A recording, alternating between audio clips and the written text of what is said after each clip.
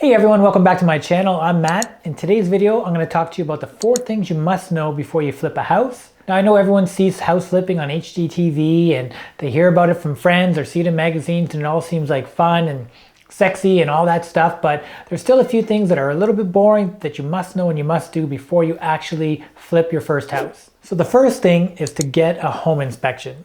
I know that seems pretty basic, like everyone should know that, but the reality is not everyone gets a home inspection. Sometimes when you're looking to flip a house, people are in a rush, they're trying to get a good deal, they're trying to close quickly so they don't get a home inspection, but you can definitely lose out on a lot of money if you don't know what you're looking for. So unless you've already flipped dozens of houses or you have a background in construction, it's best to get a home inspection so they can go through for a couple $100s. Like we usually pay ours $300 to $400. They go through, they take a couple hours and do a full assessment of the property and let us know what's damaged, what's going to need work, what's going to need replaced. So the great thing about a good home inspection is that you can usually use it as a negotiating tactic. If you found extra items that need to be taken care of, maybe there's a hole in the roof, there's leaks that you didn't know about when you made your first offer, you can actually use that home inspection to now go back and offer a lower price because of those extra costs you're going to have to incur when you renovate the property. The second thing that you need to do is create a scope of work, or SOW.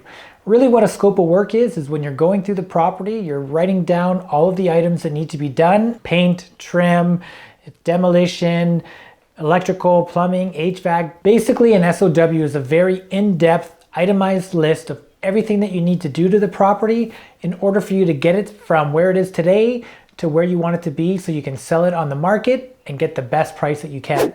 So now that you've completed your scope of work, the next thing that you need to do is create your final renovation budget. So now that we have all of our items that we need to take care of on the property, a full list of everything that needs to be done, we can start to get our quotes from our contractors. We can start getting prices for materials, start pricing that out, seeing what we're going to put into the home.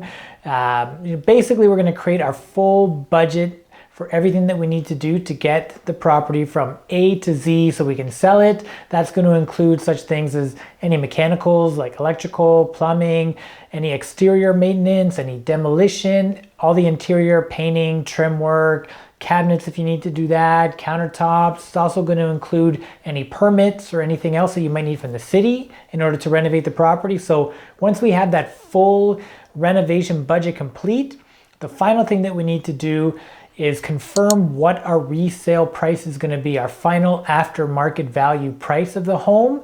We need that number and we need to be very confident in that number because that's going to determine what we're going to actually sell and get out of the property. So once we know that, we can actually work backwards and see, okay, we know we're going to sell it for X, our renovation is going to cost this, our purchase price of the house is going to cost this, our carrying costs, if we're doing any private lending or borrowing for it's going to cost this, and that's going to allow us to figure out and calculate what our actual profit will be.